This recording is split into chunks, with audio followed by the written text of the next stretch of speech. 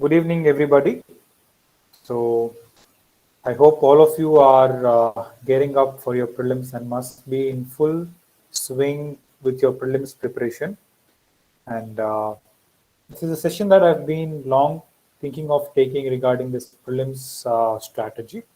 But before that, let me thank Learning Space team for organizing this, for getting all of you here on this platform on this Saturday and facilitating this interaction between us. So I thank Learning Space team, all of the team for arranging this and for making this happen. So on that note, let us uh, look at this whole issue of prelim strategy session. Now, what is this prelim strategy? Now, please, as some of you must have watched some of my ethics videos on Learning Space platform, I believe in an interactive mode of teaching. Yes, can you hear me? I think there is an issue with the voice.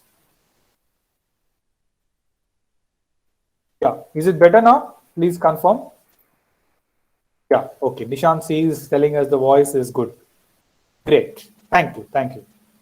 So, I believe in an interactive mode of teaching, please. So, please interact and let us make it highly interactive because this is, I don't believe in a one way communication approach.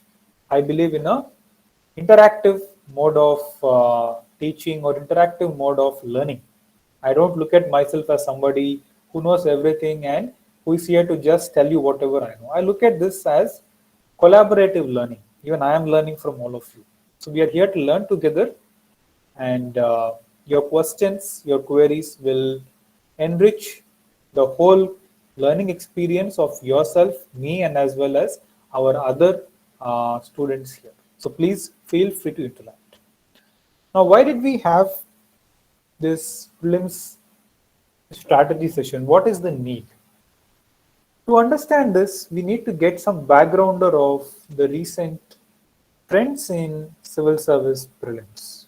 Some of you must have given the prelims already, and for some of you, this must be the first attempt. For those who have already had the experience, prelims, if you had analyzed your performance in the past, turns out to be a very, very interesting case. So when you prepare this for the civil service exam, most of you tend to think that you're preparing for one exam. But if you look at it objectively, you're not preparing for one exam, but you're preparing for three exams simultaneously. The prelims, the mains, and finally the personality test, which is more popularly called as the interview. All these three are different in what they test, in their testing nature, testing format, and the kind of methods, the kind of tools that the student needs to have in order to succeed is different in each of these three formats. So you're actually preparing for three exams, though it may appear like it is a one exam. So it must be actually called civil services examinations and not maybe just civil service examination. So because of this, if you look at the exam as a three-tier, not as a three-tier, not just as a three-tier exam, but also as three different examinations, then you will realize that the approach, the tricks, the methods which you need to click, which you need to be successful at each level are different. The way to succeed in prelims is quite different from the way to succeed in mains, quite often. And I'm not just making a bald allegation or a bald statement. You can look at the toppers trends. You will see that some of the toppers who get top 10 ranks, when they disclose their marks, if you look at their prelims marks, some of them would have just cleared the prelims by 1, 2, or 3 marks. So in the prelims, if they had gotten one or two questions wrong, they would have been out of the list. But once they cleared with a short margin, in the mains, they do exceedingly well, so much so that they are in the top 10. So, based on these trends, we can conclude that there is a certain divergence in terms of skills that is needed at prelims level as well as mains level. These two skills are not entirely same. There is an extent of overlap, but these two skill sets are not essentially same. There is a certain divergence, there is a certain difference. Of course, our objective here is not to get into mains, that's later. Since we are all in prelims mode now, the objective of this session is to understand what is going on in prelims. How do we succeed in prelims? Because in prelims, there are some students that I see, they clear the exam with a lot of ease. There are students that I know who have cleared multiple prelims with very little effort. Of course, at the mains level, they may be stuck. They would have written the mains examination a few times and would have failed to qualify the mains. But prelims seems to be an easy game. Then there is another set of students who constantly come up to me and tell me, sir, I can write very well, but the prelims is becoming a real problem. It is where it is doing spoiler. It is a spoiler in my whole issue. If only I could clear prelims, my mains would be much better. So prelims is not allowing me to perform in the mains. Prelims is not giving me the opportunity to perform to the fullest of my ability in mains. That is the complaint. So how do we make sense of this? Both set of students, from my experience, are those who have worked really hard. Both have worked really hard. But one set of students are able to clear prelims with relative ease. Whereas another set of students are finding it extremely difficult to get over this barrier. Prelims is like a hurdle, the first hurdle that we must cross. So what is it? We are here to understand, we are here to break this problem down, and we are here to understand what is really going on and how do we make sense of prelims. Because to be really sure, prelims, especially since 2017, has become highly unpredictable. It used to be unpredictable earlier too, but the amount of unpredictability, the amount of randomness element in the examination has increased multiple folds, has become manifold since 2017 and 2018, 19 and 20. Because of this, many students begin with a very simplistic assumption. What is the simplistic assumption you begin with? The simplistic assumption is, if I study all the books, all the standard books, and if I understand concepts, I will be able to answer well. I will be able to crack the exam. But that is not all. That is not really what is giving results, because there are students who prepare for prelims 3, 4, 5 months, who have done all the books, but they are somehow not able to clear prelims. Then there are others who have not given it so much time, but they have cleared it with relative ease. So we are here to understand today, what is this? What is the secret? So from my understanding and from what I have seen with students and how I help some of the students to understand these prelims, I can tell you that apart from knowledge, there are two elements here in prelims game. First is your knowledge part. How well you read, how well you cover under things, how you understand. The second is the technique part, or it can be called as an MCQ technique, the technique with handling MCQs. Those who are having this MCQ technique seem to have an extra advantage in clearing prelims. We are here today to understand what is this second technique. How do we, first we will try to understand the technique, and then we will see how we can learn that technique. That is the focus of this discussion. I'm not going to run you through history, geography, polity, and various papers. That is not the intention of this session. Our session is not on the knowledge part. Our session is on the technique part. To understand what is the examination technique, and then I will demonstrate the technique to you through some set of previous questions, and then we will try to apply the technique and learn from that technique. That is the focus of this session, right? So the focus of this session is to understand the examination technique, that is giving students benefit in the prelims game. Now we are planning for 4 sessions. This is the first of the 4 sessions which will be on every Saturday throughout this month, 4th. Today is the first session. There will be second session on 11th, then another on 18th, and the last session will be on 25th. And we will have 1 hour sessions. So from 8 to 9, I will discuss for about 45-50 minutes, and then for another 10-15 minutes, I will take questions.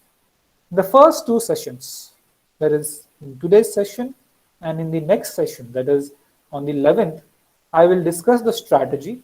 And in the last 2 sessions, on 18th and 25th, we will examine last 2 years papers and try to understand this technique. So on 18th, we will examine 2019 paper. On 25th, we will examine 2020 paper, the prelims paper of the last 2 years. This is the structure. This is the plan I have for our sessions, right? So today, the first session, and in the next session, which will happen on 11th, I will discuss the strategy through some examples and explain the method to you. And in the last 2 sessions, we will do a deeper analysis of the 2019 paper and 20 paper and try to see how this technique, how this method can help us, right? So on that note, let us begin our today's session into a more formal mode. Here, I want to give an example to highlight the importance of this technique, as I have said. There is one student that I know. She's a very serious student. When she came to me in way back in 2018, she came to me in 2018 after, 2017, after writing her first prelims fresh out of college in 2017. She failed to clear the prelims. She had prepared really well, but she failed to clear the prelims. And I asked her, how much were you scoring? The cutoff was around 103. She was scoring around 90. She was 13 marks short in the general category in the examination. Then I asked her, so how did you approach? She told me, I read a lot of books. I did some test series and I went to the exam. But the examination paper was so dynamic and it was so unconventional. All my preparation did not help me. Then I asked her, did you practice previous year question papers? She said no. Did you understand? Did you just study or did you understand the examination technique? Did you practice how to handle MCQs? She said no.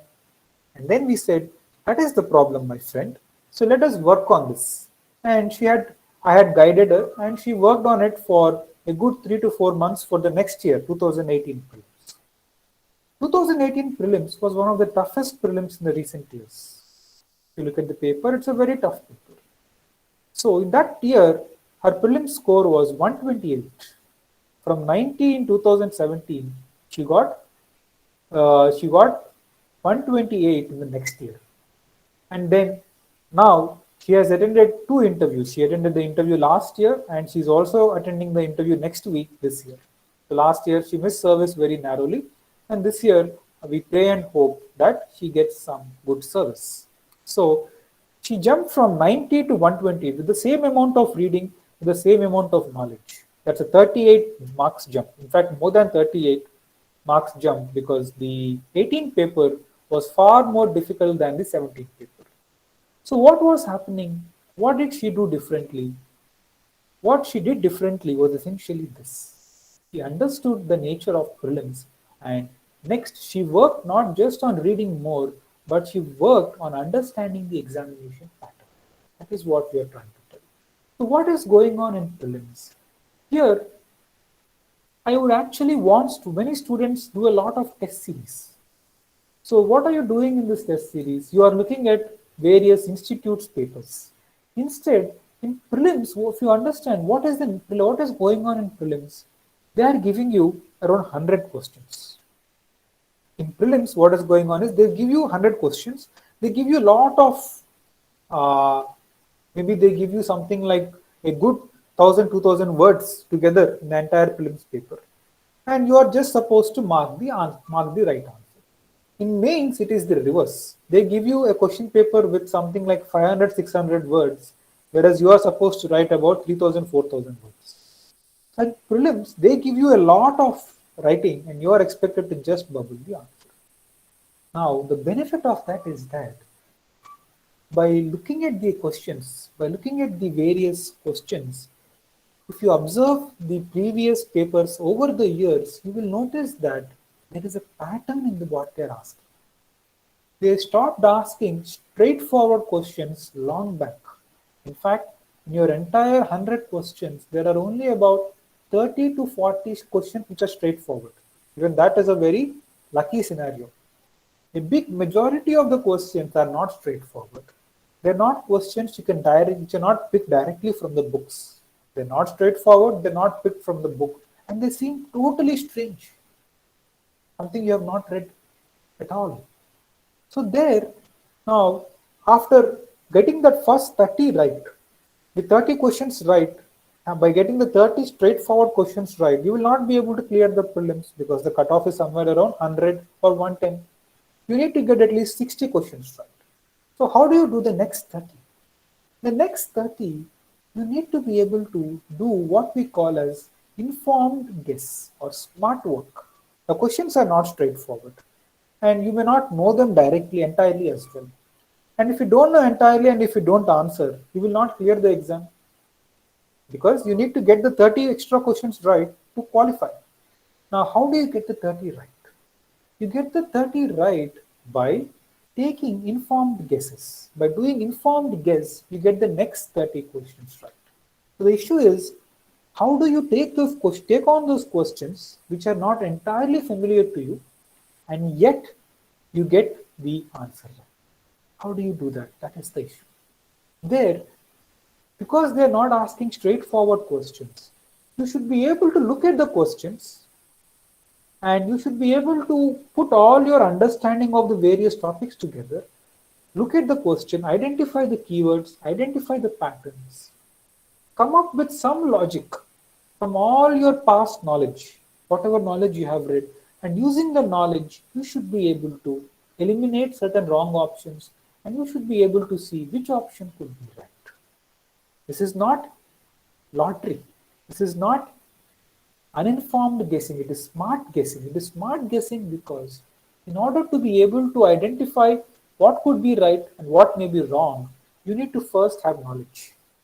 Not just knowledge, you should next be able to apply that knowledge, identify a logic, and using that logic, you must see which option can be right, which option cannot be wrong, may be wrong. You should be, in prelims, it is not about finding the wrong. Many students think prelims is about finding the right answer. It is not about finding the right answer as much as eliminating the wrong answer. Please understand this. Your mindset is all about how do I get the right answer. Don't begin with that question. Instead, when you look at any question and options, see how you can eliminate the wrong option. As you go on eliminating the wrong options, eventually you will get the right answer. Quite often, that is how you must answer. Because they give you 3 statements, then they will give you options 1, 2 correct, 3 correct, or 1, 2, 3 correct. You'll have multiple options. So, your approach must be to use all the reading that you have, all your understanding must be used to develop a logic. Using that logic, you should be able to eliminate the wrong answer. As you eliminate more and more wrong options, you will eventually find the right option. That is the approach. Don't think I must immediately find the right answer. No, that is not how we will do this. So now, how do we do this? In order to be able to do this, you need to spend a lot of time with previous question papers. Many of you spend time with various test series, institutes test series. I don't discourage you from doing it. You can do it if you have time.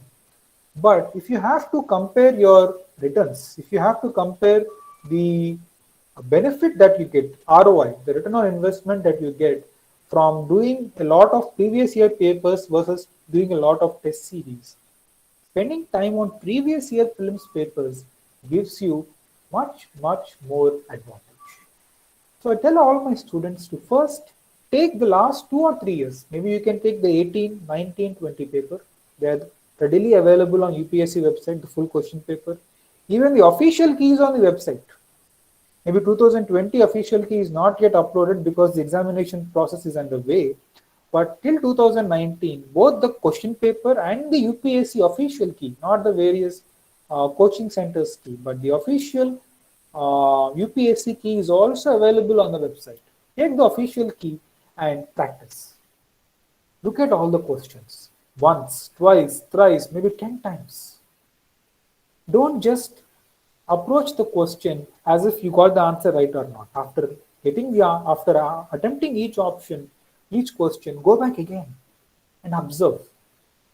What are the topics? What are the questions they're asking in history? What are the topics, areas they're touching in polity? Where are the questions coming from? That is the first inquiry.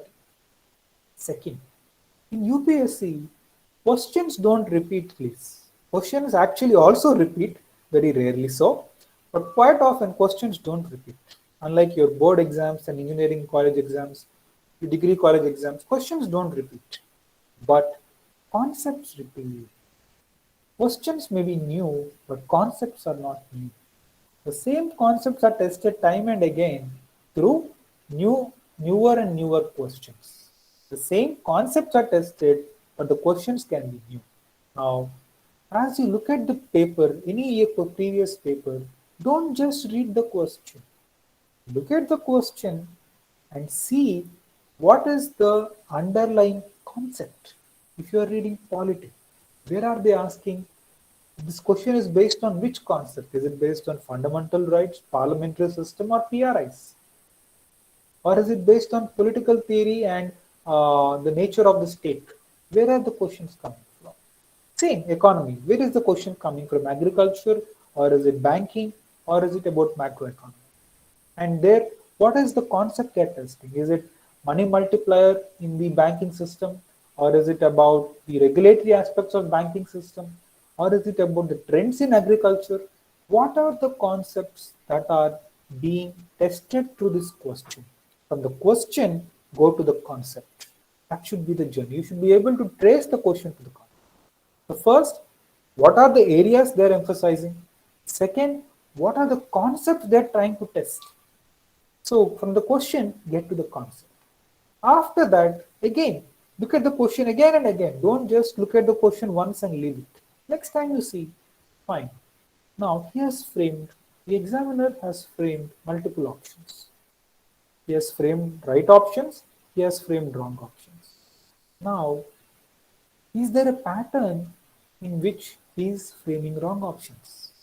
Is there a pattern in which he is framing right options? Look into that. Please look into that. Try to get to the pattern. What are the techniques? What are the tricks he is using to frame a right answer? What are the patterns? What are the tricks he is using to frame a wrong answer?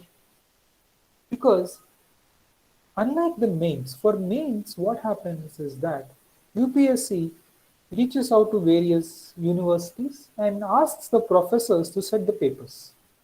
1 year, they may approach a university in Delhi. Another year, they may approach a university in South India. A third year, they may approach a university in Northeast India, then Western India, so on. But when it comes to prelims, they don't directly reach out to universities. Quite often, prelims is something they do every year, and prelims kind of paper is not just limited to civil service exam. Many other examinations that UPSC conducts also has a civil service prelims like papers. The NDA, the Defense Academy, the CDS, then the combined medical service exam, the engineering entrance examinations. Many of them have a similar MCQ based, general studies based papers. So because of that, my understanding is that they have an in-house team. They have an in-house team who are given the task of setting papers. And not just an in-house team. So somebody within UPSC setting the papers, most probably, and not just within UPSC, they probably also have something like a question bank, where they keep framing questions and they upload them in the bank, and maybe just a month before the examination, they go to the bank and they probably drop questions, a pool of questions from the bank, question bank is drawn, and they decide which questions to ask. So that could be the thinking. So because now how does this understanding help us? Unlike mains, if a different set of professors are not being engaged to frame questions year after year, instead, some broad same set of people are preparing the questions year after year, how does that help us? That means you can, using the looking at the previous papers, you can find patterns. And these patterns give us a indication of the examiner's psychology. We can understand, we can go to the examiner's psychology and we can understand how the examiners are approaching this problem of setting the question paper. What are the topics they are giving importance to? What are the concepts they're frequently interested in? Then how, once they identify those, they have to frame options. For each question, they can't give you all the right options. For each question, they can't give you all wrong options. The answer then will only be either all are correct or none of the above. So they have to frame options such that there is a mix and match. So they have to frame some right options to the question. They have to also frame some wrong options to the question. Now, as you spend more and more time with the prelims papers of UPSC, not of various test series, but if you spend a lot of time on previous UPSC papers, you will see all of this. You will see, okay, if the examiner wants to frame a wrong option, then he is using certain techniques. His wording, he is using certain wording which is generally common to many wrong options. If he wants to frame a right option, then he usually does this. Because unlike mains, the examiner here in prelims has an extra burden, isn't it? In mains, he just gives you a question and leaves it, 2 lines. Please explain the various irrigation systems of India, exploring probably the importance of watershed development in drought-prone areas. He gives you a question and leaves it. Now it is your headache to elaborate on the question. But in prelims, what happens is he has to give you a question, and the examiner also has the extra work of framing the options. They have to sit on each question, frame the right option, frame the wrong option. Now, they have to do this for at least 100 questions. And if you are right, they must be framing 200 questions, out of which they are picking 100. So if they have to do this for 200 or so questions every year for just civil service exam, then they must be using familiar methods. They can't, each wrong option, each right option cannot be framed differently. So as you spend time with the previous papers, you will see how the examiner is thinking. Now that is what you need. We call this intuition. As you spend a lot of time with previous papers, you develop an intuition that is relevant for UPSC. Your intuition is based on UPSC questions and UPSC thinking. Your intuition is not based on some coaching center test paper. So when you spend a lot of time on previous papers, you develop that intuition. Right. You connect that practice, the sheer practice of looking at each question over the last 2-3 years multiple times develops a sense of intuition in you. So much so, when you next approach the 21 paper and you see the paper, you will see, yes, maybe this option could be right, maybe this is wrong. That judgment is important. Because if you talk to students who are succeeding, sometimes you must have found yourself in this place that you thought I did really well, but you didn't clear. Your friend or somebody you know says, I didn't read really well, but somehow I did smart guesswork and it made me through. It got me through. I got selected. Now you feel really bad. I studied, but I just missed that smart guessing method and I'm out of the list. So the smart guessing happens. It is smart when you have knowledge and when you also have the intuition or the sixth sense, which helps you find the right option in the exam. And to be able to do that, the best way is take previous papers. I repeat this again and again because I think it is very, very important. That's how I have guided all my students who have had difficulty with prelims and who have now been able to clear prelims with ease. Take that same student I told you. In 2018, she got 128, right? Next year, she had barely 3 weeks for prelims. She prepared barely 3 weeks because she was traveling and she was giving other examinations. She had barely 3 weeks and She didn't prepare much, and yet she cleared 19 prelims. She cleared 20 prelims with a very high score, another 120 or so.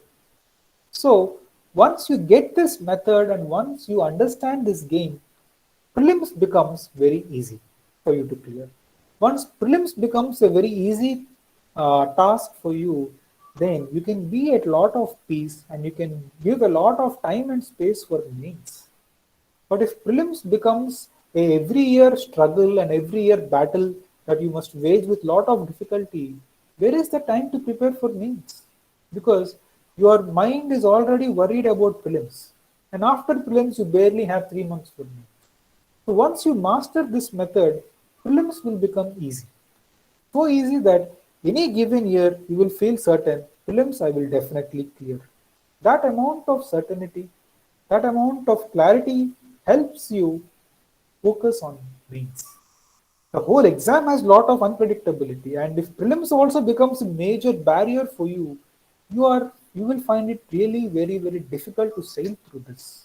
But if prelims is a problem that you can solve with ease, then you can dedicate, you can divert and channelize your energies for mains. And that is, of course, where the whole game is going to be determined, because prelims, after all, is just qualifying. So my approach to students is that first attempt, focus on prelims, develop mastery over prelims.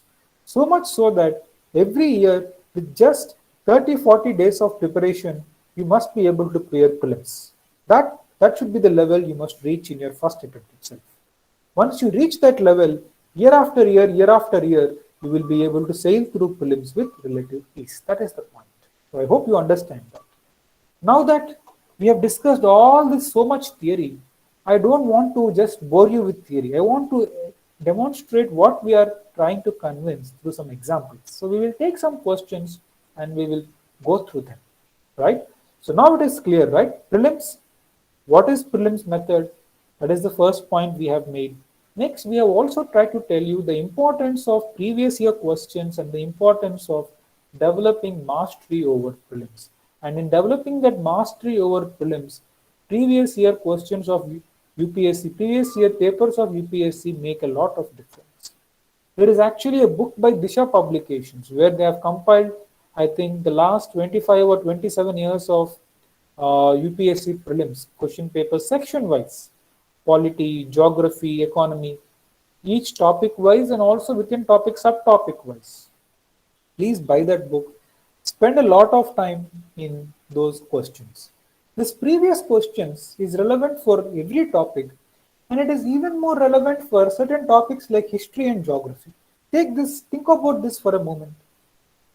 If you are the examiner and you have been setting prelims paper every year for the past 30 years or so, and something like environment, economy has gained importance only in the last decade, and economy has picked up since 2006 and 7.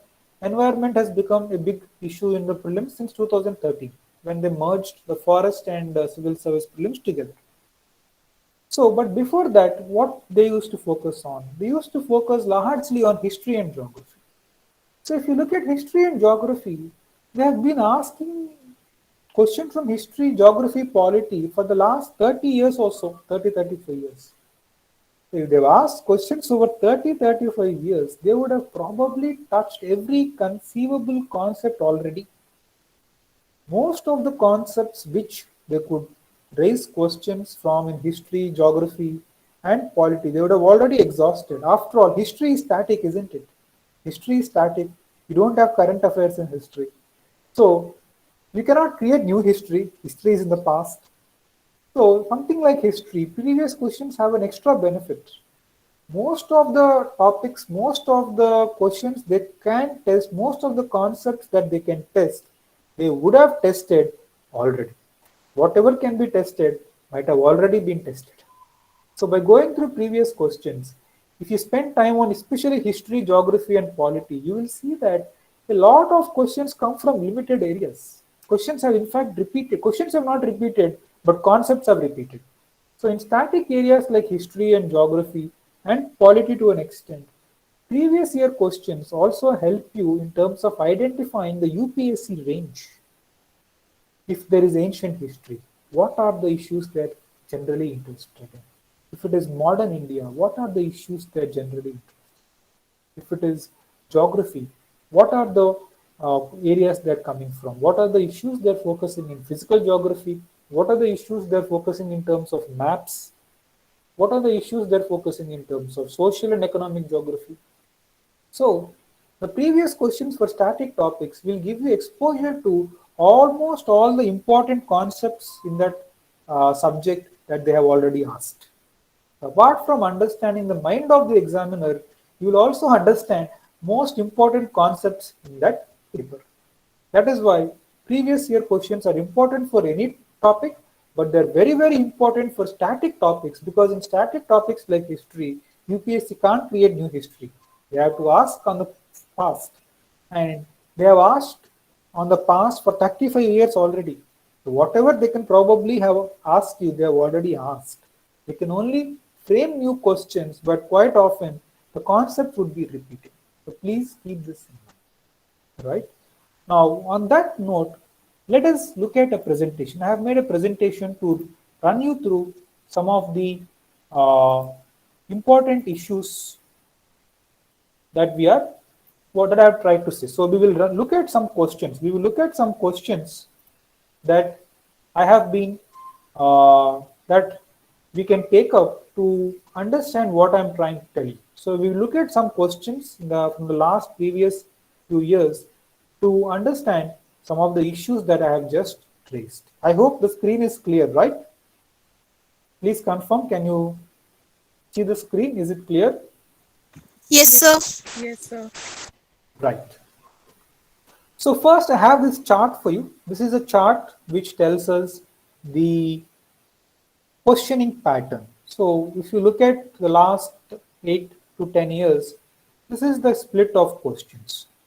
Earlier, they used to ask a lot of questions from traditional topics like history, traditional topics like uh, history and polity and geography. But if you look at the recent years, there is a shift in emphasis. Something like economy has become very, very important. Just look at economy. How many questions have been asked? Just look at economy. They have asked something like 28 questions in 2019. That is almost more than one fourth. In the year before that, they have asked 23. So 25 to 28% of the questions are largely from economy. And economy also has more current affair bent than any other aspect. After economy, if you notice, environment. After economy, if you notice, look at environment, please. Can you see environment? Yes. What are the number of questions in environment? They've asked around 16 questions in 2019, and they have asked around 9 questions in 2018, and in 17 it was about 12 questions. So this is economy. Then SNT is missing here. There must be some mistake. SNT also has a very important role, as important role as the, yeah, this is SNT. This is a wrong entry, please. This is first is SNT, not history. This is SNT. The top, this must be SNT, not history. If you look at SNT, 16 questions in 2019, 22 questions in 2018, 17, 14 questions, 15 questions before that. So SNT, economy, environment seem to have a very, very important role. These are the non-traditional areas. What are traditional areas? Traditional areas include topics like history, ancient, medieval, modern, geography, as well as polity. All these are traditional areas. And in traditional areas, first, they have exhausted all the areas they can ask. Second, students are also very strong because students are very well prepared in these areas. They're not touching those areas. This is, after all, a competitive exam. So unlike your board exam, this exam, as you prepare more, they also raise the bar. It is relative merit, right? They keep raising the bar more and more as you catch up to the bar. If you run till 80, they will raise the bar to 120. If you go till 100, they will raise it to 150. So the bar keeps rising. And they have realized that in general, students are thorough with history, geography, and polity. But students have problem with economy and environment and SCT. So that is why they have now chosen to ask more questions from these three areas. In fact, if you notice, around 60% of all questions, around 60% of all questions are coming from just these three sections. So 60% of all questions are coming from economy, environment, SCT. And students find this section difficult. So if you want to get high score, please focus on these three areas. And in these three areas, don't feel that it is very tough. No, you read well, but and if you supplement your reading with a good elimination method, you will be able to answer questions well. I will demonstrate what I mean about this elimination method through a question. For example, look at this question, please. This is a question from 2018 paper. Please look at this question and tell me what is the answer. Do you think, and also tell me whether you can answer this question with preparation or without preparation. Take 2 minutes to look at this question and maybe write down the right answer on your paper, and then we will see whether we should know, we should be prepared, we should read a lot to answer this question or not. Please take 2 minutes.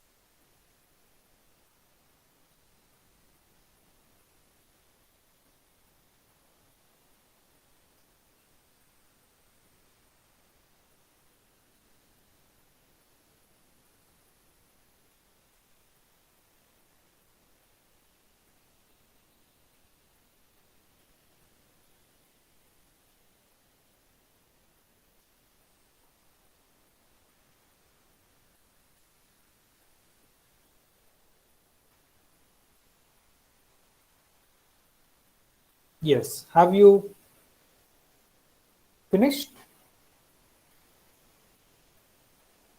Please hurry up. Try to see what can be the correct answer for this kind of a question.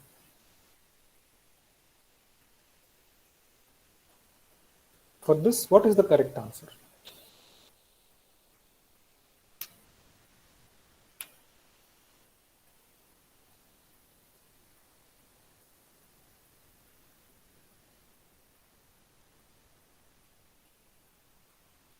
Right. Let us look at this question. I hope you spend time on this and I hope you have an idea of what could have been the right answer. Let us discuss the approach. First, when students see this kind of question, they're first surprised. Oh my God, what have they asked? They've asked me about uh, cyber security incidents. First of all, it is not part of polity, history, economy. So this cyber security incidents, I have not prepared for this. It is not something I've prepared, so I don't know. They skip this question. They skip this question. But is that right? No. In fact, questions are for a smart student, for a student who is for a student who understand the nature of prelims, he will realize questions like this are opportunities. These are good opportunities for him to use and get scores because these are questions that nobody will prepare. Nobody can prepare for this question, isn't it? How can you prepare for a question like this? You can't prepare. But can you apply common sense? Can you apply some understanding and knowledge of the world around you based on all that you have read while preparing for this exam? Based on all that knowledge, can you guess? Not just guessing randomly, but can you take an informed guess? That matters. And if you have that ability, this is a very easy question. Just look at the options. What are the options? It says in India, it is legally mandatory for which of the following to report on cyber security incidents. Now, nobody prepares for this question. A smart student understands, yes, I don't know this answer. Most probably nobody else also knows answer for this. Nobody prepares for this question, which means nobody knows. But can I apply some common sense and see if I can find the right answer? Remember what I said a little earlier? Can I eliminate enough wrong answers to see what can be the right answer? Can I eliminate enough? So look at the three options that they gave. What are the three options they gave? The three options include service providers. Service providers is first, data centers is second, body corporate is third. Now, of the three options, which option sounds a little peculiar? Don't you think body corporate is a very peculiar option? Doesn't it stand out? Don't you think body corporate is a very, very peculiar option? It should be corporate body or corporation. What is body corporate? It is not a common regular word. Body corporate has to be, it is a legal word. It is a legal word. It is not a common word like ultra vires, locus standi. Body corporate is a legal word. Now, if body corporate is given from as an option, you can easily guess, isn't it? Clearly, the examiner has copy pasted this question from somewhere. The examiner is not always framing the questions. Some questions are just taken from some report, from some news article, they're copy pasted and edited and given to you. So you can judge that body corporate, he didn't create it. He must have just taken this word from some report and put here. So if he has taken the effort to go to a report or some government website or some website and taken this word, it must be the right answer. So body corporate, if he has to frame a wrong option, he would have just given you some corporate body or some internet company very simply. But if he has copy pasted a legal word, it must be some correct word. So body corporate must be there. It must be the correct option. So 3 must definitely be the answer. Now when you assume that 3 has to be definitely the answer, naturally what happens? Naturally what happens? In which options is 3 not there? So this is gone. This is gone. So C and D, 3 versus 1, 2, 3. Now look at options 1 and 2. Service providers and data centers. They seem very logical, right? After all, service providers and data centers are very key players in entire internet ecosystem. So definitely they must be liable to report on cybersecurity incidents. So between C and D, maybe D is the right option. So you must go for D, and D is the right answer. So to get the right answer here, did you need to understand, did you need to have full information about this whole cybersecurity concept? So please understand that. Students some students feel comfortable in answering prelim MCQ questions only when they have full information about a concept. Please, that does not work here. Because you will have full information in the entire paper for only 30 questions perhaps, not just you. Even the person who gets the top score will have full information only for about 30 questions. But those who are getting extra marks are not getting extra marks because they know full information about a question. They get extra marks because even when they don't have full information, they are able to guess smartly and find the right option. So please understand that. You should become comfortable with in operating without full information And yet, applying common sense, applying knowledge, solving a problem, applying all your knowledge to the question to eliminate some options and get the right answer. That is what is needed. So if you're prepared for that kind of a mind, if your mind is prepared for that kind of thinking, that I don't need full information on a topic to answer a question, then you will find it easy to handle prelims. Please understand. So this take this question. Did you have to know full information about cyber security to answer this? Not really. All you needed was general understanding of how laws work in India, general understanding of cyber security and different actors, right? Next, let us look at another question. So this is the other issue. Remember what I just said. UPSC does not repeat questions, but usually doesn't repeat questions, but quite often repeats the concepts. So these are two questions which were asked in 2015 and 2017. Just look at these questions. Aren't they very similar? Don't you think? Please take 2 minutes to go through these questions.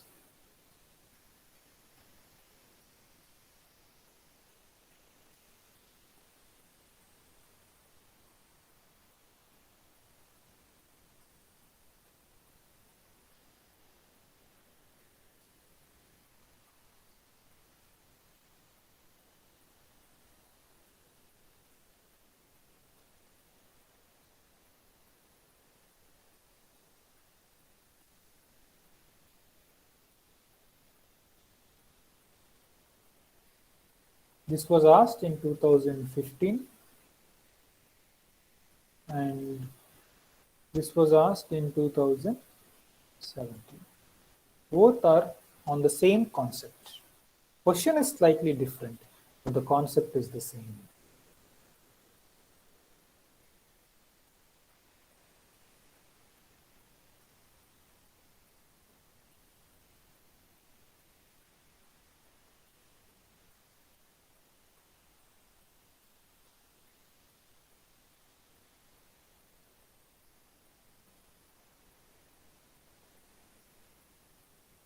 In fact, there's only one change. Here they've asked Israel, here they've given you Iraq.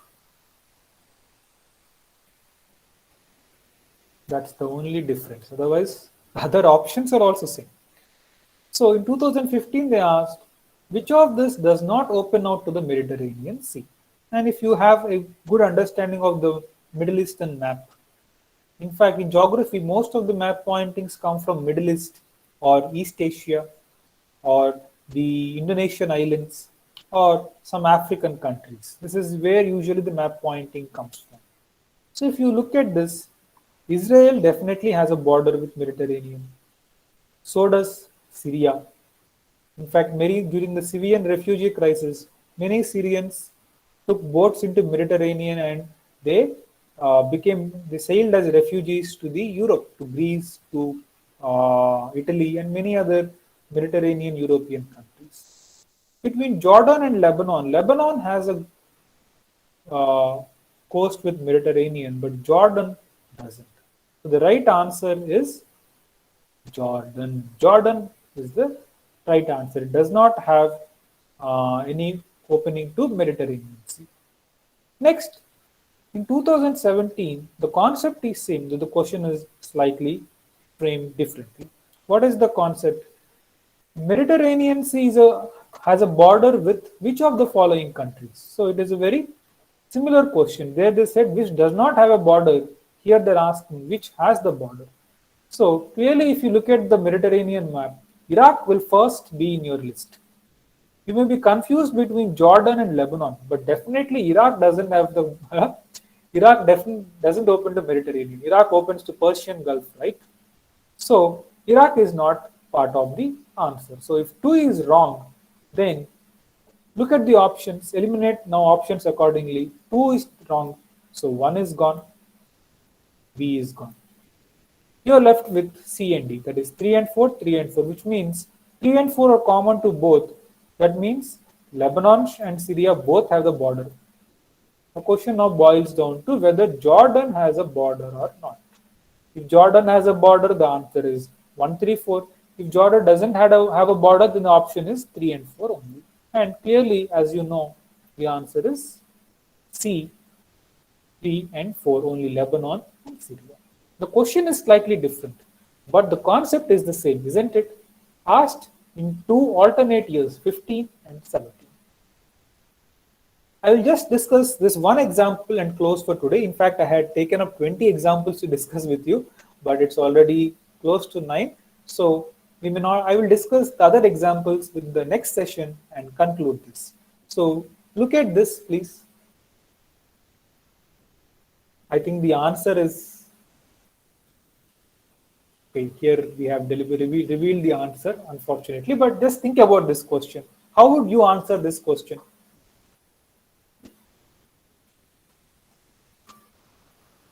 How would you answer this question? This is also a previous year prelims question, 18 again.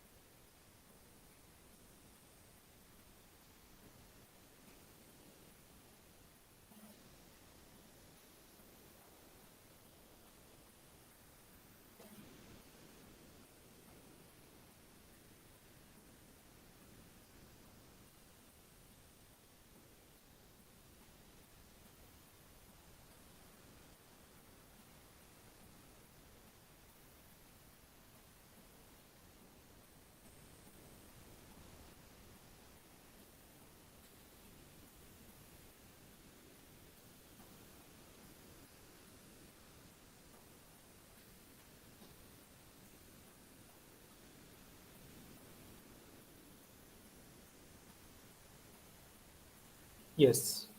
What do you think? Have you gone through the question, please? What do you think about this? How would you arrive at the answer? Do you have to really know about the whole working of small finance commissions to answer, small finance banks to answer this, or can you answer this even otherwise?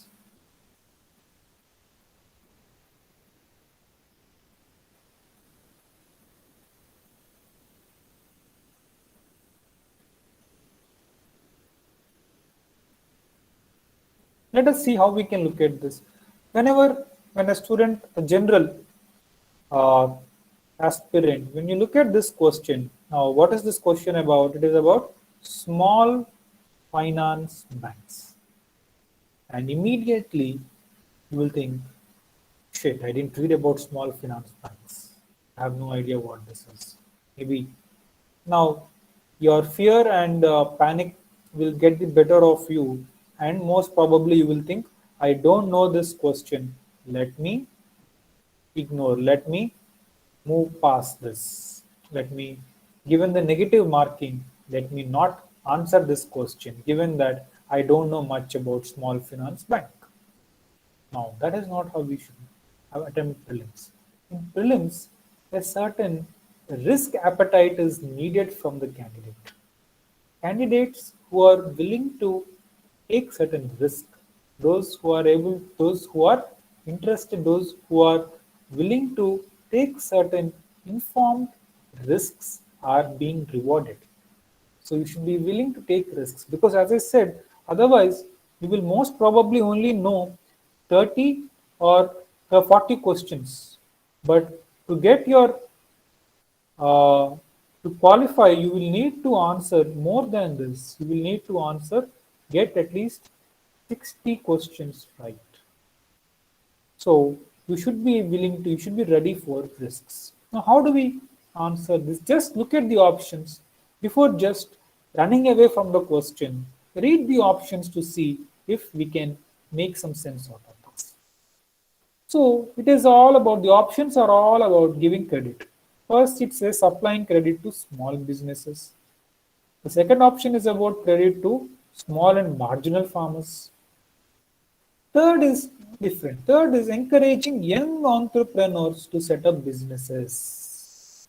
So what do you see when you look at these three options? Doesn't it? Do you see a pattern there? Small business units and small marginal farmers. This is about financial inclusion to those who traditionally don't have access to credit. So in India, since 2015, the launching of Jan Dhan Yojana and lot of other schemes, financial inclusion has been big on the agenda of the governments at various levels.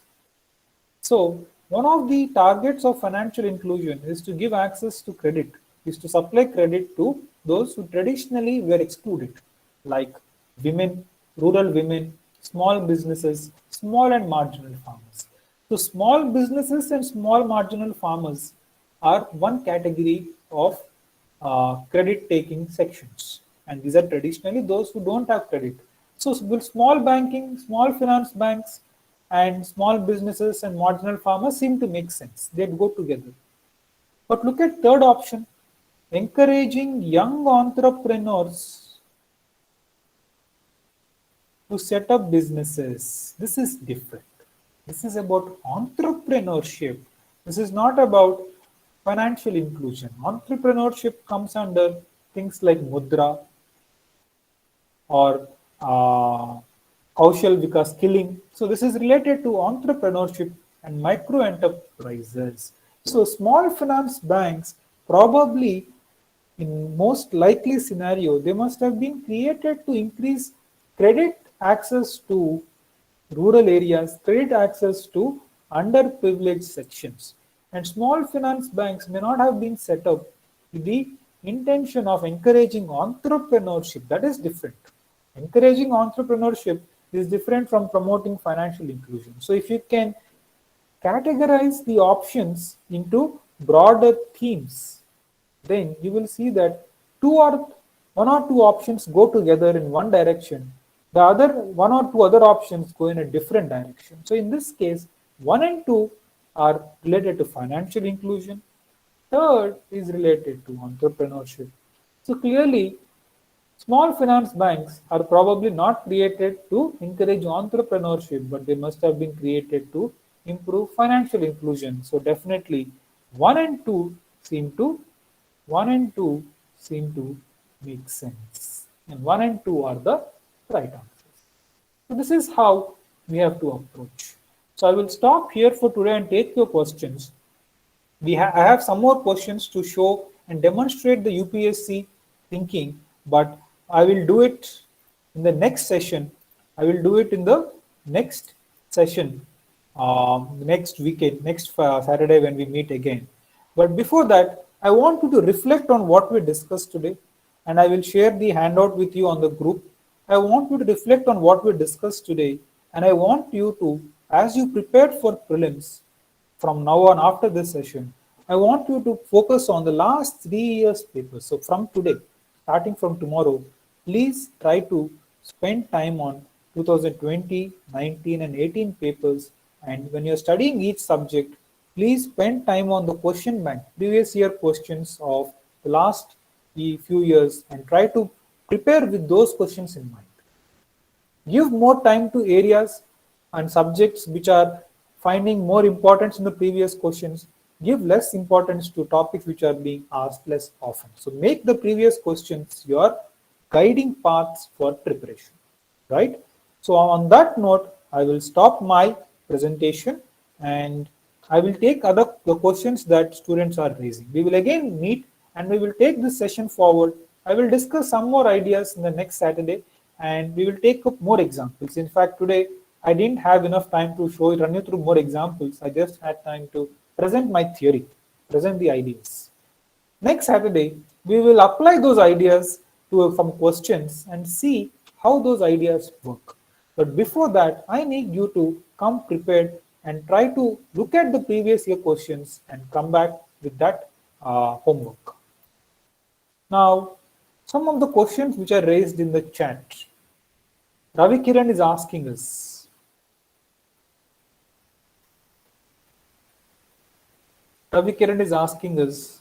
how many years of previous year questions? At least last are very important.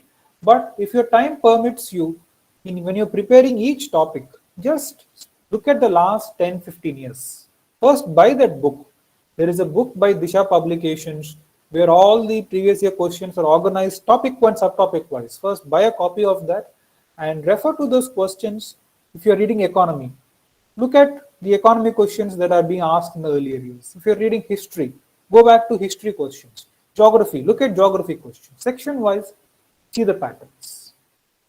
How many years? Up to you. If you have time, I in fact suggest you to look at the last 20. But if you're short of time, at least prepare for the last 10 years and give more attention to the last 3 years.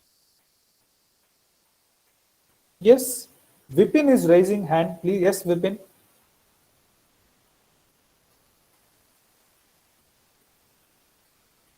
All right. Next, Bashwata Saikia is also raising hand. Yes. Okay, so my question is this. So first of all, you're assuming that the pattern exists, right? Which is pretty evident because if we see clearly, there is a pattern. So your theory is that same people are framing the questions or the same set of people. So like the thought behind them is similar and we need to crack it by studying the papers, correct?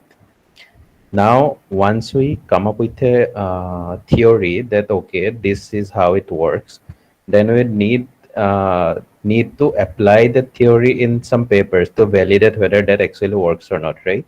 Sometimes it might happen that we're coming up with pattern which actually does not exist.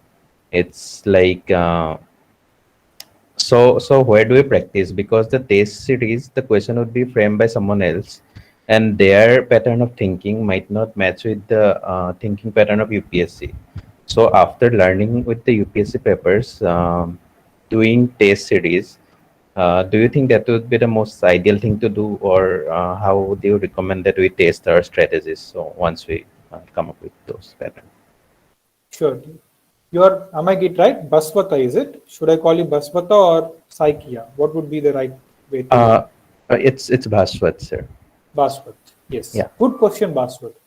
Now, in fact, in test series, from whatever experience I have seen with students, test series sometimes have in fact misled students. So I in fact tell my students spend more time on the previous questions and the technique, develop that technique and probably apply the technique with the previous year's papers. That is the best we can do.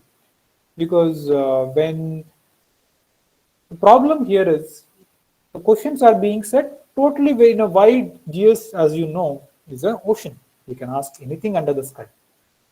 But when you develop your intuition through the UPSC, what happens is I'm not saying it will be 100% right because we can never assure you that, isn't it? Given the vastness of the exam. But we are trying to see what is the pattern in this whole chaos? What is the pattern in this whole horizon that seems very uncertain? What is the broad pattern? Is there something that we can cling to sail through this waves? That is the approach. There, if you work with previous year questions, generally we tend to see what is the range that UPSC is confining to and what are the methods through which they're testing. So that will make us, let us say, you are taking 10 guesses. We can never be sure all those 10 will be right. It's impossible. But without any of this exercise, maybe you would get 2 of them right. But with this exercise, probably you would get 6 or even 7 right. That is all we are trying to do. So it is about, isn't it? Many people, it is just getting that extra 10 questions right to either fall on one side or the other side. So we are approaching the examination with that mindset.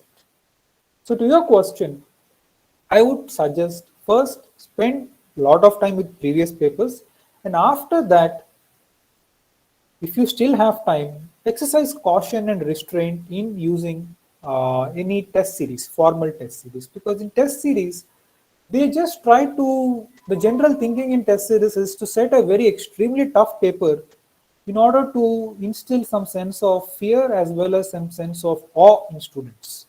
So in that pursuit of making the paper very difficult and thus impressing the student and developing fear, they sometimes may just go beyond the UPSC range, or they may just not have the UPSC frame of mind in setting the paper.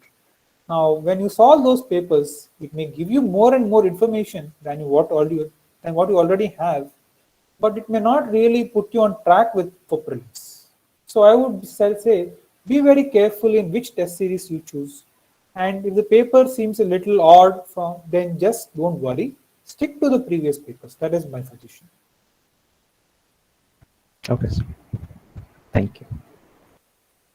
Thank you, Baswata, for raising that very, very good and relevant question.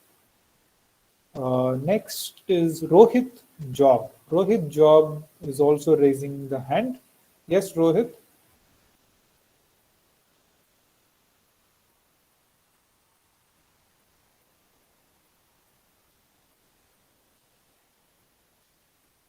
Okay, next, Karthik Chaudhary. Yes, sir. Sir, my question is regarding, sir, how to revise in a better way, sir, efficiently. Can you please help last 30 days how to revise better?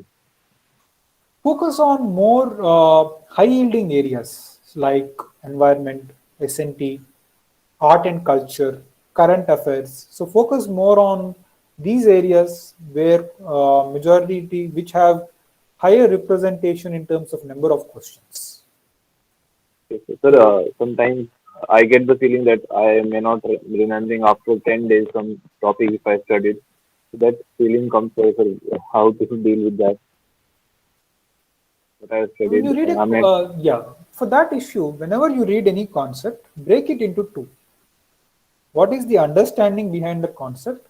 Second, once you understand it, now to recollect that understanding, what are the key words that you have to remember, key terms, key data, and what are there any examples? Three things: keywords, data, examples. What are these three elements that I have to remember in order to put that understanding into application? So use that, study in that fashion. Any concept, first understand the concept. Next, think about that concept in terms of keywords. Think about it in terms of key data and key examples. That's how you get to develop some hold over this whole syllabus. correct.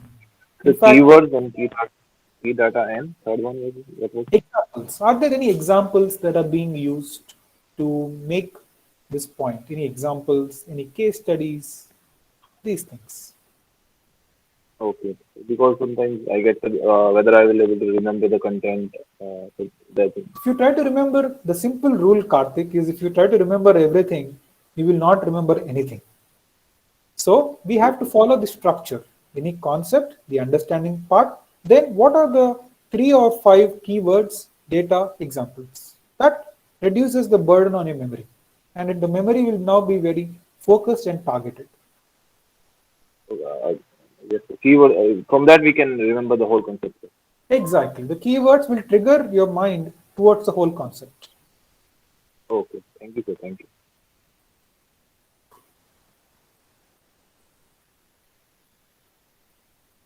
Yes, please. Any other question before we conclude our session for the day? I'm sure it's 9:15, so some of you must be waiting for dinner, or others should be eager to go back revise before you sleep. Yes, Shah Faisal. Shah Faisal is raising hand.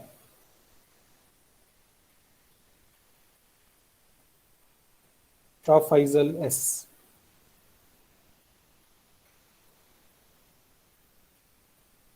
All right then. We seem to have addressed most of the questions. Then let us end today's session.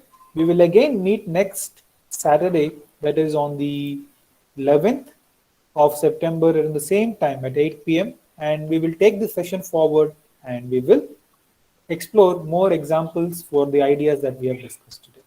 So thank you for being here. I look forward to seeing all of you on next Saturday. Take care and goodbye.